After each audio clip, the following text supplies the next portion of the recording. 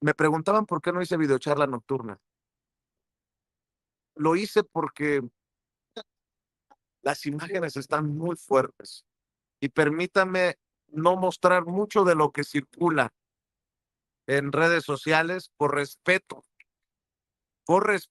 a las víctimas, a las personas que resultaron quemadas en este accidente, en esta explosión, luego de el volcamiento de una pipa de gas LP bajo el puente de la Concordia en la calzada Ignacio Zaragoza en Iztapalapa, colindando con el Estado de México. Lo que destapa, creo, corrupción, no sé si eh, de gobierno, pero definitivamente corrupción empresarial. Hay una imagen, Ceci, desde arriba del,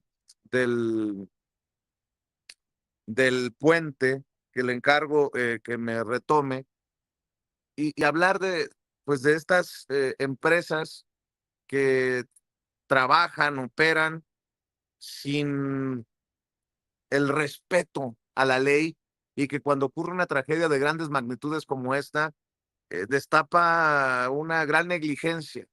Veo también a la derecha, creo que groseramente usando la muerte, dejando, eh, no sé, no sé cómo decirlo, como vampiros, criticando el sistema de salud hospitalario que no está preparado. Pues, ¿cómo va a estar preparado para una tragedia de esta magnitud?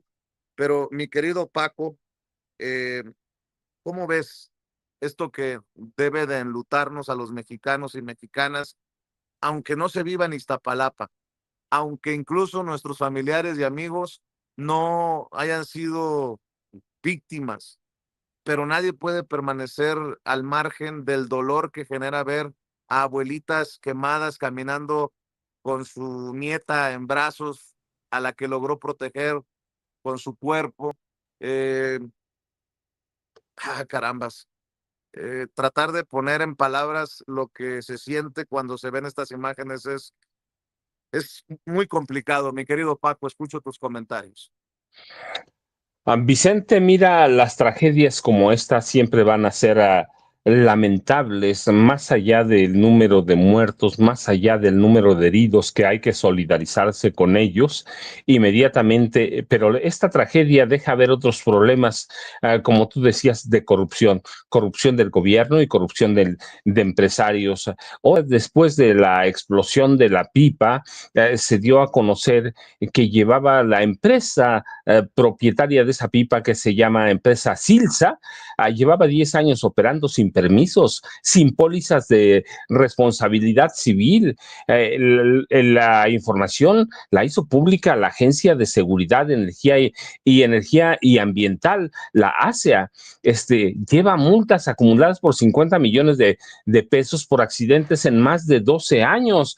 Eso es una brutalidad, Vicente. Y mira, cuando hablamos eh, de, de esta empresa, parece que decimos, bueno, una empresa más. No, no es una empresa más, Vicente.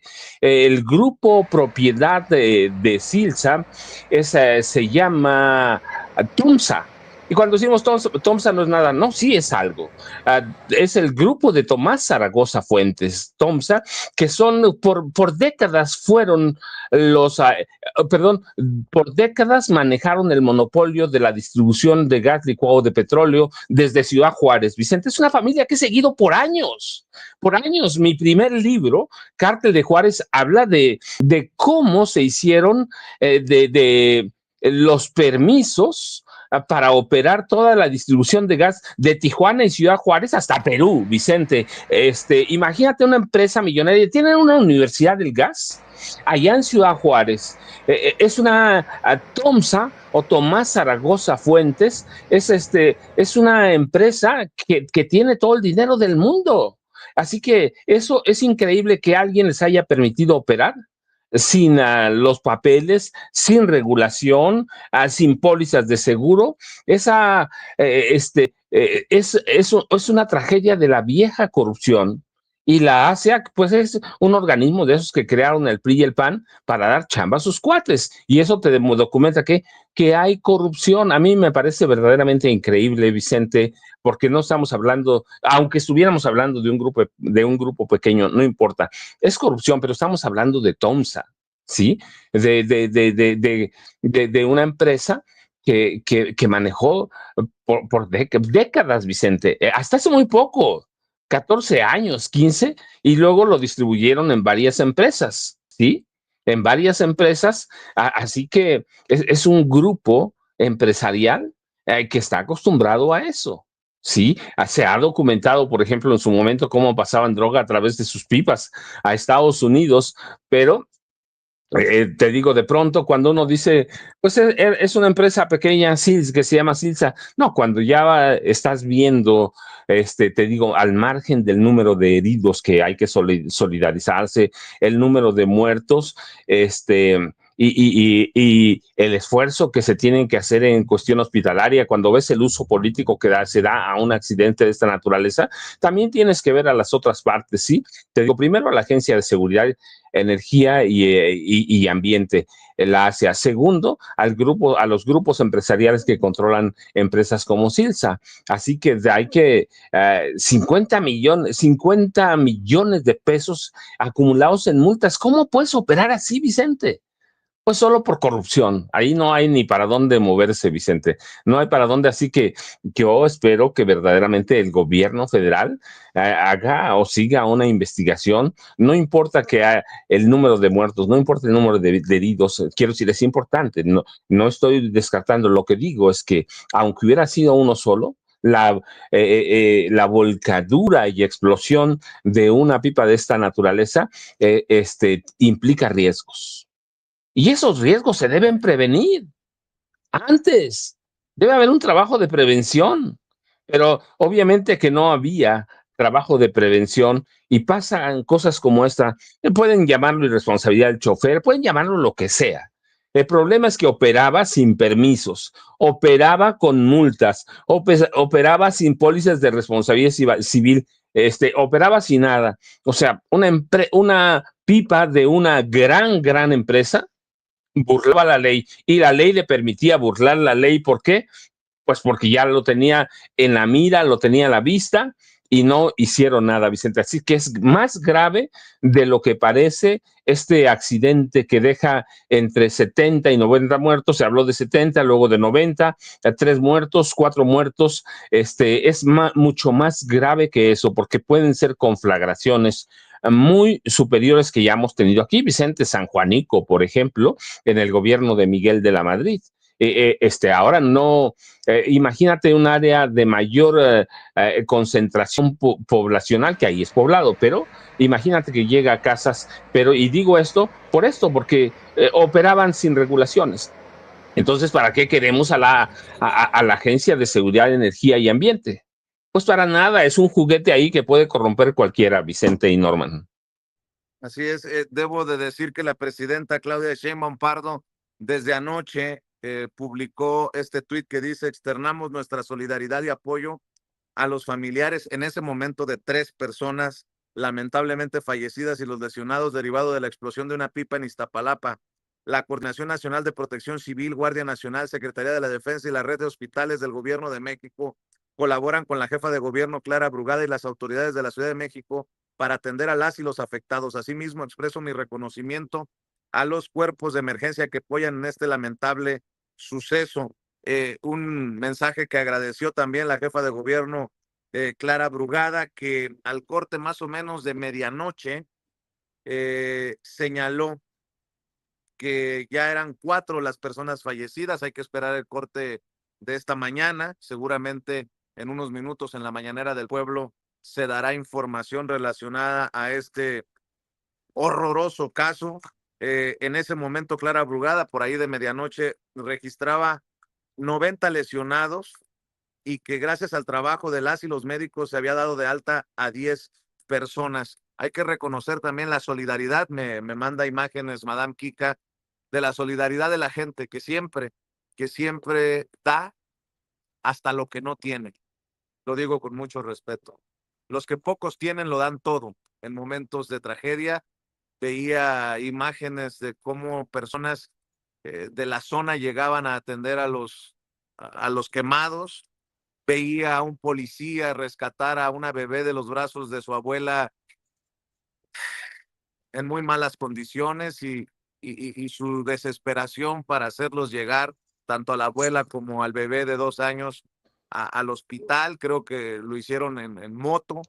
Así que sí, hay que ir hasta las últimas consecuencias, Norman, para que los responsables paguen, den la cara, pero también reconocer esto que, pues que muchas veces no se reconoce, que es la labor de los que están en la línea, literalmente en la línea de fuego. Mi querido Norman, escucho tus comentarios sobre esto. Bueno, pues eso es una cosa muy triste. Ayer que iniciábamos el programa a las 7 de la noche, nos empezaron a decir lo que estaba pasando, empezamos a comentar algunas cosas.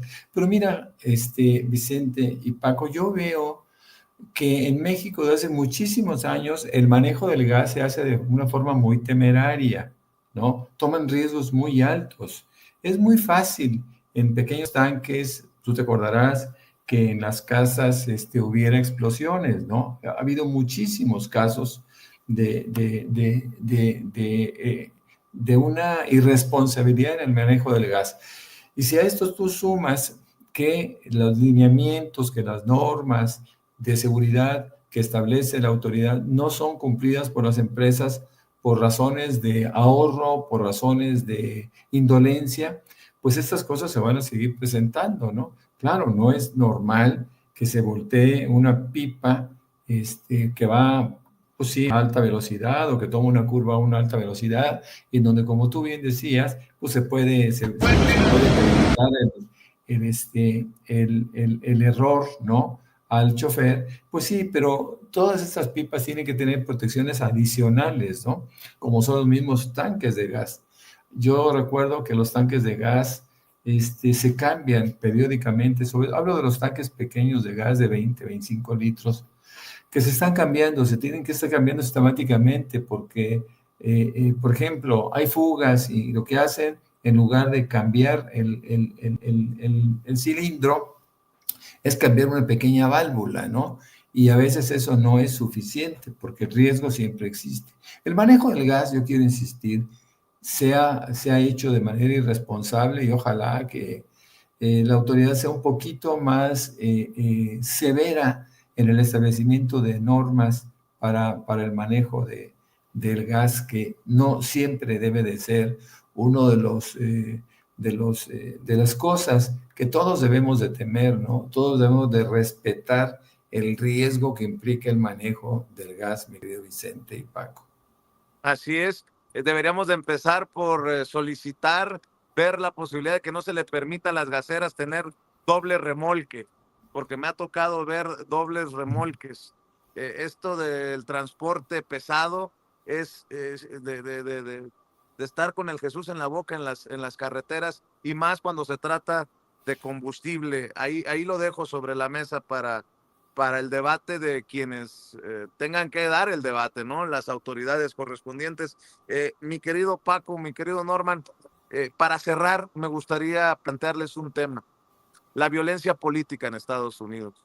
Ayer asesinaron a un eh, comentócrata, un influencer de ultraderecha cercano a Donald Trump, pero que también había señalado la necesidad de que se diera a conocer todo en los archivos de Epstein, este personaje que corruptor, violador, eh, y también quien se había confrontado con el lobby de Israel, el lobby judío, en ciertos temas. 31 años de edad de Charlie Kirk, con el que tal vez no tenía un punto de coincidencia, pero eso no significa que vaya aquí a decir que se lo merecía. Miren, el caso de Gerardo Fernández Noroña, ¿qué decía la oposición? Se lo merece. Pues no, nadie se puede merecer un, un balazo como el que recibió Charlie Kirk. Ojalá que esto no se salga de control en Estados Unidos, pero si podemos tomarlo para México, Ojalá que se entienda que las palabras nunca pueden ser respondidas con balazos.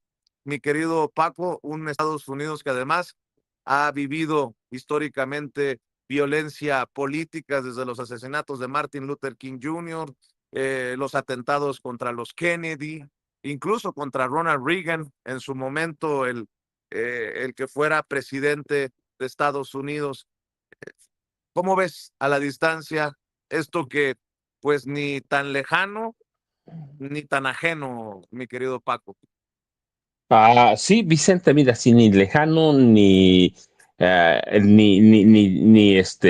nada. Esta parte de nosotros compartimos una frontera de 3.200 kilómetros lineales y ningún asesinato, ninguna muerte por este tipo de violencia se justifica. Ninguna, seas de derecha, extrema derecha, izquierda. Pero hay que decirlo también, más allá de todo, Charlie Kirk creó un monstruo que se lo comió. Sí, se lo comió, un monstruo de extrema derecha. Él fue el hombre que defendió el armamentismo de la población de Estados Unidos. Él decía, yo recuerdo, merece la pena pagar el precio de algunas muertes por armas para proteger la segunda enmienda, la que garantiza el armamento de los estadounidenses. Él fue el personaje que promovió la deportación de la congresista Ilan Oman en Estados Unidos, una congresista de Estados Unidos, quería expulsarla de Estados Unidos porque era negra. Es un hombre que banalizó las masacres escolares. Es un hombre que hoy debe mirarse frente al espejo, muerto ya, sí, pero el resto de la población debe mirarlo Donald Trump. Él era, ¿qué fue? Él fue el fundador de Turning Point, que es una organización aliadísima a la extrema derecha que apoya a Donald Trump. Así que él fue creando un monstruo de sí mismo, fue justificando las masacres escolares, fue justificando la propiedad de las armas, dijo que valía la pena cualquier muerte. Y mira, esa política le costó la vida. Él fue uno de los personajes que promovió la violencia de extrema derecha en Estados Unidos, y luego fingió horrores en algunas cosas, pero siempre fue extrema derecha, siempre fue un hombre violento, siempre protegió el armamentismo en Estados Unidos, y ayer se lo comió ese monstruo en una universidad, fue, ¿no? Un evento universitario en Orem, en Utah, un ataque frente a 2,000 personas, un disparo que le deshace parte de la yugular, ¿no? La garganta, así que se lo va comiendo. Yo te decía, no se justifica nunca la muerte de nadie, pero él alimentó el caos, él alimentó las... la narrativa para reprimir a los estadounidenses, para que Donald Trump reprimiera a los estadounidenses, le dio excusas y es una ironía brutal, ¿no? Este hombre partidario del armamentismo, este hombre que justificaba las muertes para salvar a la enmienda de Estados Unidos, este hombre que intentaba crear creados en Estados Unidos, es devorado por la violencia, así que él fomentó esa cultura de la violencia que se lo tragó ayer. Así que los estadounidenses deben mirarse en ese espejo, Vicente, y deben mirarse en el espejo de la extrema derecha. Esa es la revolución de Donald Trump. Es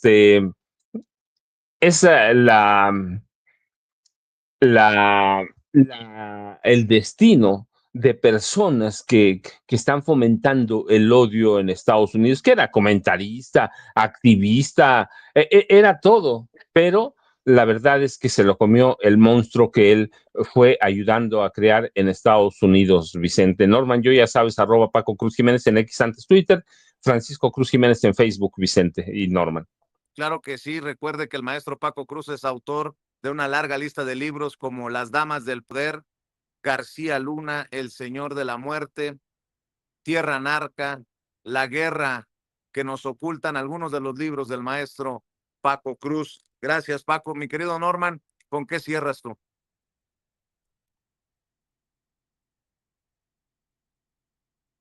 Mi querido Norman, ¿me escuchas? A ver si tenemos al buen Norman Pearl conectado en esta transmisión. Muchas veces se complican las conexiones. Bueno, vamos a regresar con Norman Pearl. Si regresa, creo que eh, se ha caído la conexión con el querido Norman Pearl. Le pido que nos ayude antes de recibir a un invitado. Ahí está Norman. Mi querido Norman, tus comentarios para cerrar. Bueno, pues que es muy lamentable. Cualquier muerte siempre será lamentable. Yo creo que es de las muertes o de los videos más impactantes que yo he podido ver de una manera tan clara, ¿no? Ese disparo, ese desangrado inmediato. Pero en fin, más allá de eso, Kirk finalmente era un muchacho pues, que estaba al servicio de Trump y sobre todo de las ideas de carácter conservadoras. Él va por todas las universidades mostrando o sea, busca ser persuasivo con respecto a los estudiantes. Es curioso porque él no estudió, finalmente él abandonó la universidad y después se lamentaba, según leíamos anoche, pero él es finalmente una de las víctimas de la propia ultraderecha en cuanto entra en conflicto con algunas ideas. Acuérdense que la derecha es muy radical y ese radicalismo es lo que lleva a desenlaces tan tristes como una vida tan joven de Kirk. Yo creo que él finalmente tuvo unos avances, contribuyó al triunfo de Trump en Estados Unidos, fue un influencer, fue un muchacho que tenía un programa de televisión muy exitosa, hizo un libro, ese libro también fue muy exitoso, en fin, contribuyó con la causa de Trump, quien ayer se lamentaba mucho por su muerte, pero finalmente hay que reconocer que los riesgos, el ataque que él hacía de manera sistemática en contra de conceptos como el transgénero, por ejemplo, y los discutía tan apasionadamente, pues generaba rechazo y hay que decirlo, generaba odios y resentimientos en las personas. Así que bueno, pues es una víctima más de la lucha política que se da en Estados Unidos bajo la posibilidad de que todo mundo tenga un arma, ¿no? Ahora, no sabemos, porque hasta anoche, ya muy tarde, no se había encontrado todavía a quien lo ultimó, pero bueno, pues yo creo que pronto se sabrá exactamente qué fue lo que sucedió. Es una pena que suceda esto y es una pena también que él haya malgastado una vida en la promoción de ideas que pues terminaron por ser rechazadas por tanta y tanta gente. Creo que la popularidad de Trump va a seguir bajando porque ya nadie quiere aceptar estos actos de violencia que el mismo Trump genera, mi querido Vicente. Mi querido Norman, la invitación para la noche y tus redes, por favor. Claro que sí, con mucho gusto. Bueno, pues ahí me encuentran como Norman F. Pearl, tanto en X como en Facebook. Tengo 2 cuentas. Y después de 7 a 9 de la noche comparto un espacio con nuestro amigo Jaime Hernández, que hoy por hoy anda de vacaciones, y con el maestro Paco Cruz, que son extraordinarios. De 7 a 9 de la noche con Norman Pearl se llama el programa, pero basta con que ustedes se metan y pongan Norman Pearl TV y con eso ya tienen acceso. Muchas gracias por todo, mi querido Vicente, y gracias a toda la audiencia que es tan amable, que es tan generosa con nosotros. Gracias a ustedes también por su generosidad. Estamos al pendiente. Te mando un abrazo, Norman. Te mando un abrazo, Paco. Muchas gracias. Y estamos escuchando.